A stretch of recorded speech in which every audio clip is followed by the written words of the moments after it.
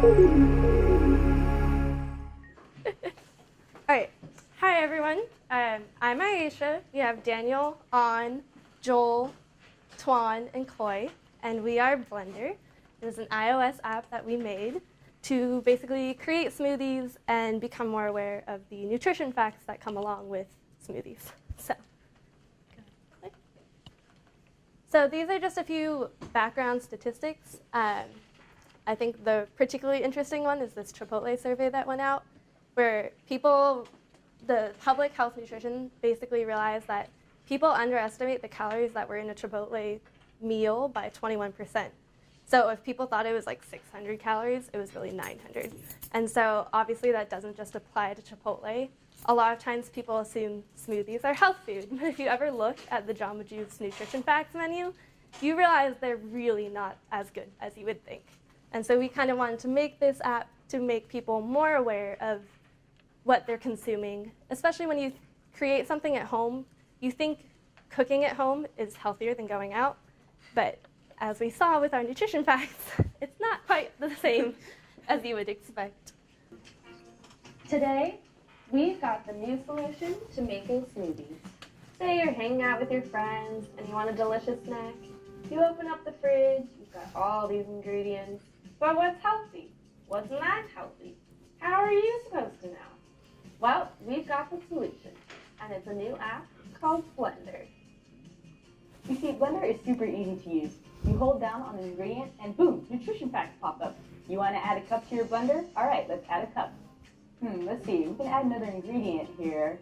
Peach, no. Mango, no. Oh, blueberries. Blueberries are delicious and healthy. Let's add a cup to that. I think we can add one more ingredient. Let's try, no. Oh, strawberries. I love strawberries. Boom, nutrition facts. Oh, they're so healthy. I'm going to favorite this ingredient for later. And I'm going to add one more cup. And now that I'm done, I can just shake my phone and make my smoothie. Blender also gives you the option to name your smoothie so that you can save it and use it again later. Now let's say you've already got a bunch of ingredients in front of you, but you're not feeling particularly creative today. So you want to use our app to find one of our pre-made smoothies. All you have to do is navigate to our Find a Blend page. From here, you search by ingredient and specify exactly which ingredients we already have, like mango and pineapple. Now, if we find a blend, look at that, 4 options. Then look at a Wahoo Breeze. Boom, nutrition facts. Wow, 594% of my vitamin C? I'm gonna pick that one.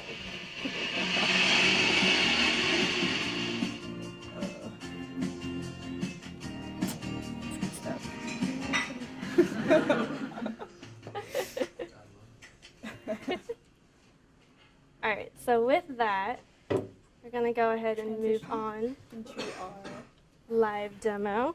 Okay, so we actually have our app to log in with Facebook, so you can log with your Facebook. Oh, sorry. I'm going to keep this. Yeah, sorry. And so this is the landing page. So the first page you see when you log in is the Make a Blend page.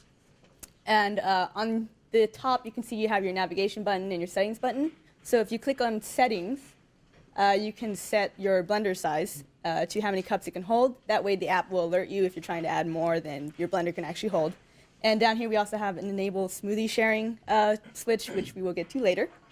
So let's go back to our main Make a Blend page, and Tuan will step you through the process.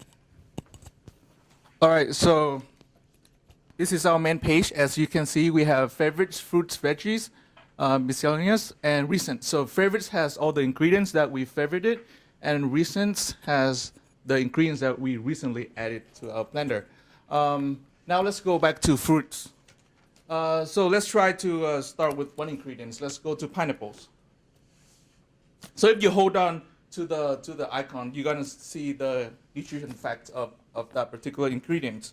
Now, if you want to add it, you short click, and you can choose how much you want to add. Let's add 1 cup of pineapples. And also, let's favorite it before we add.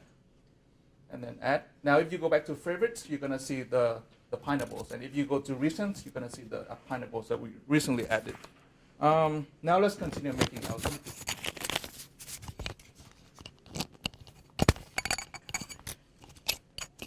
All right, so let's say I'm in the mood for some grapes. But wait, grapes isn't on this list. Luckily, we have a feature where you can add your own custom ingredients. So all we gotta do is tap on this plus button, type in the ingredient that we want, and it'll give you a list of search results. And tapping on any one of these will give you nutritional information. And this nutritional information is pulled from a database called Nutritionix, which gets their info from the USDA. So you know that the info you're getting is trustworthy and accurate. It's not like we made like a random number generator for these values or something. So yeah, let's go with grapes. And we can give it a name. I don't see why you would name it anything other than grapes, but you have that option. And you can see that grapes pops up in our list now. So let's go ahead and add it to our blender. All right, and let's top off our smoothie with some spinach.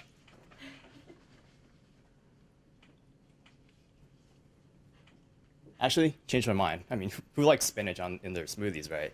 Luckily, we have an undo button on the bottom right-hand corner, which lets you remove the most recently added ingredient. And our smoothie is only 2 ingredients, but I think I'm satisfied. So let's get like a shake weight and make our smoothie. Shake it harder. Just close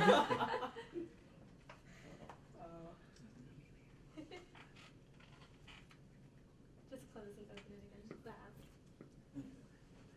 Shake likes to be picky.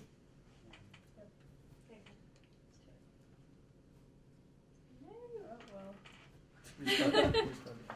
And you gotta close out. Just add an apple or something. There we go. Okay. So once you make a smoothie, you have the option to name it. Let's give it a cool name like the Ganz special.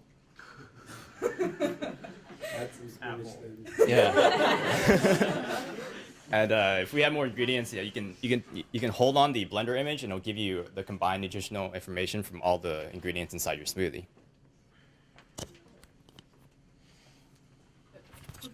So now, so instead of actually making a blend, if you want to just find a blend from our pre-populated list, we can go back to our Find a Blend screen.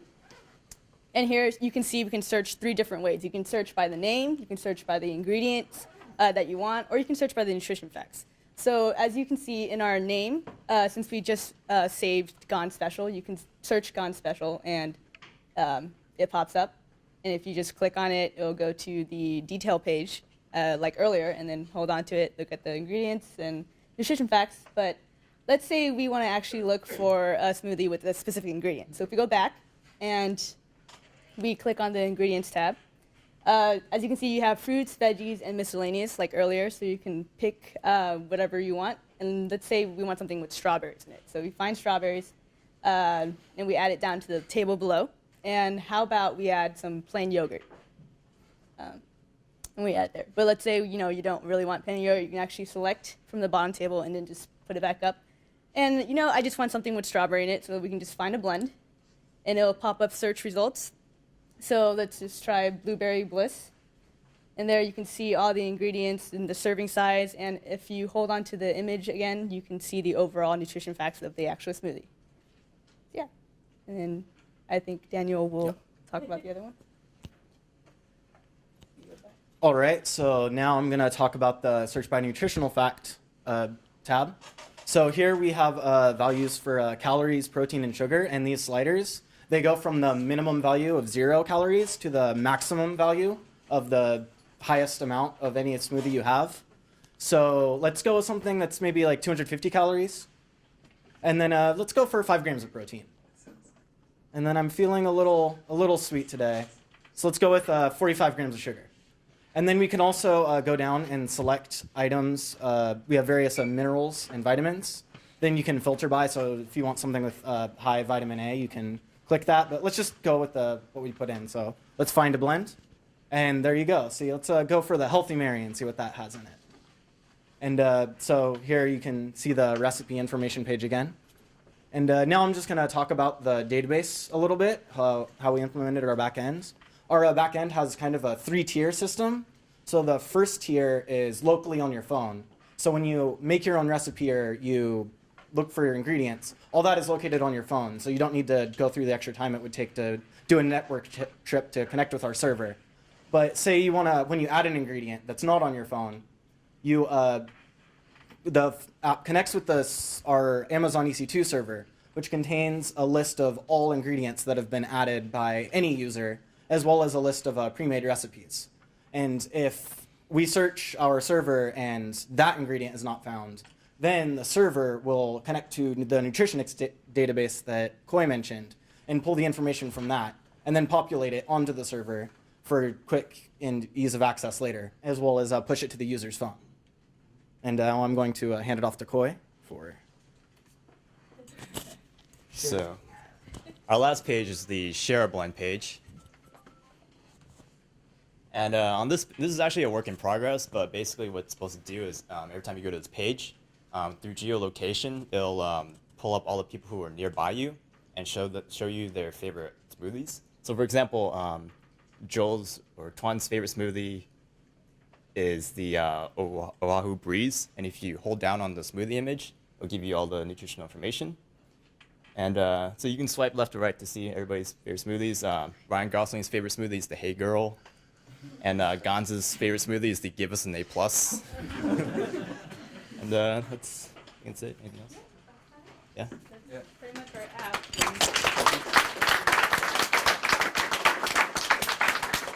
I love the UI, guys. Great job on the UI. Thank you. That is all because of this beautiful person here. This is all her. Still really well done. I had a lot of help from these guys. A lot.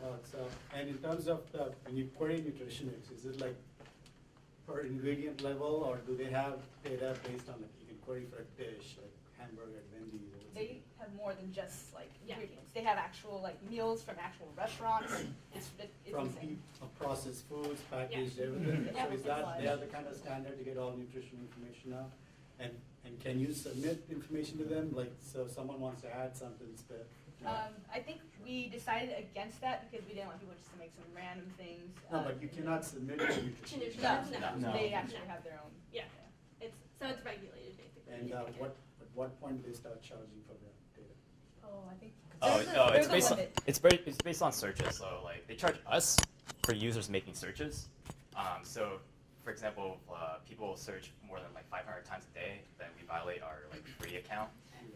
But we kind of got around that by No, taking. but that's okay, but I want to know what's the cost model, what's the business model, what point do you start getting charged? Yeah. So like How you many- said, it's about 500. Yeah. 500? Yeah. A day. That's it? Yeah. But is there a way you can just download the data? Yeah, that's what we're doing. So we Yeah. take their data, put it on our database, so we don't have to. Exactly. But then you need to scrape again, and they keep getting new data constantly, correct? Not that it's like, it's just never gonna evolve that fast, but. Yeah, but if they want that, they can just like, and if it's not in our database, then it goes to their database. So we don't have to do any updating ourselves. I mean, I pointed this, go ahead. Oh, I was just gonna say we at least reduce the number of charged searches we would get by storing everything in our EC2. I mean, I told you about this MyFitnessPal app, right? Yeah. I mean, it's insanely popular. I mean, people use that in like a mashup way, all the health providers. And so, I mean, you guys have taken a sliver, but Yeah. I think you have done the hard work in the back end already. You've narrowed it to smoothie now. But Yeah. I think you can, Yeah, very easily- our next plan would kind of have to be a starting screen, so you can pick like breakfast, lunch, dinner, snack, Yeah. and then from there, you know, like if it's lunch, it'll be a plate instead of a blender. If it's breakfast, maybe it's a bowl instead of a blender. So it's definitely really easy to adapt to all these different types of dishes. We just chose smoothies because it's one of the most fun, colorful choices. Yeah, exactly. Does anyone else have questions? Good job. Thank you.